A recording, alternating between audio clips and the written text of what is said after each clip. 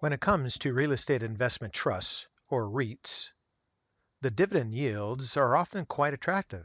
It's not uncommon to see 3% to 5% yields. So why is this? Well, let's take a look.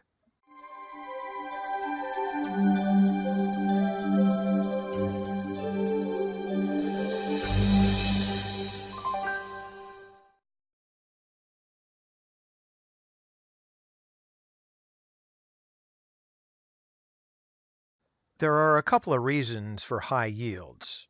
First of all, real estate companies usually generate strong cash flows. This could be from rents or even payments from mortgage securities.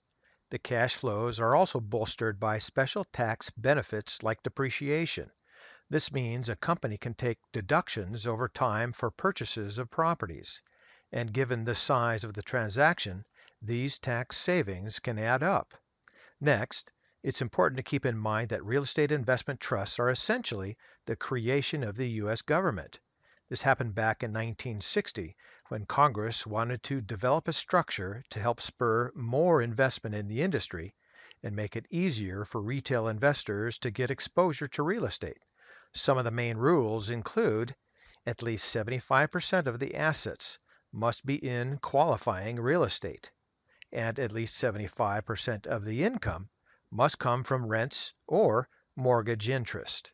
Perhaps the most important rule is if a real estate investment trust distributes a minimum of 90% of its income as dividends, there will be no federal taxes owed.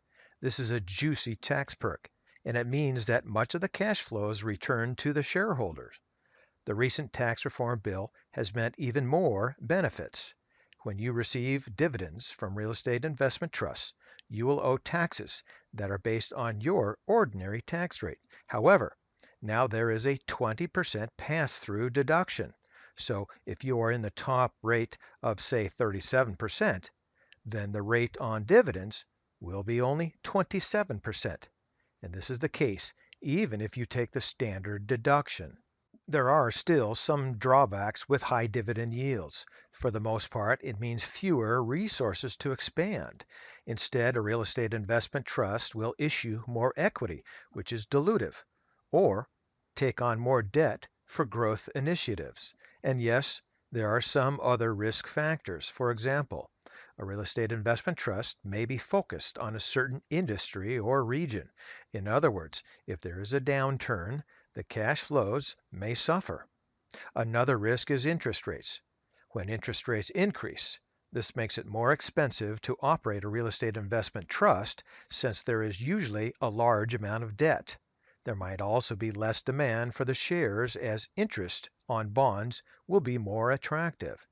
All right, with interest rates increasing, let's take a quick look at a REIT. We're looking at the 20-year monthly chart on Public Storage, and the symbol is PSA. For disclosure purposes, I do not own any PSA at this time. Looking at the chart here, we see the top in early 2016 with the decline and a bottoming process through here, and then an actual attempt at a bottom with a run up to this level here. And I think what happened is it got to that level and interest rates started to rise, and therefore the sell-off back down here.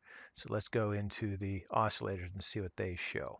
Looking at the MACD here, if you know me, I like this formation. I like them to come on down, hit a bottom, and then have the fast line move up near or through the slow line and get reflected back down, and then the second attempt. Get some more of those sellers out.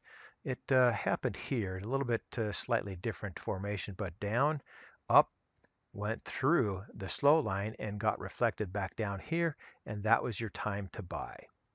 Into the histogram shows what I just said, as well as the RSI. You can see the bottoming process here, and then the secondary there.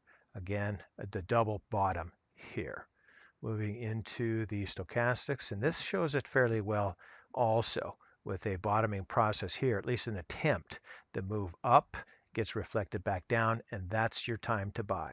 So here we are, your bottom, then move up, and I think this is moving on down, And at this point in here, that would be the time to take a look at this, at least through the charts, but you also have to conduct your fundamental analysis.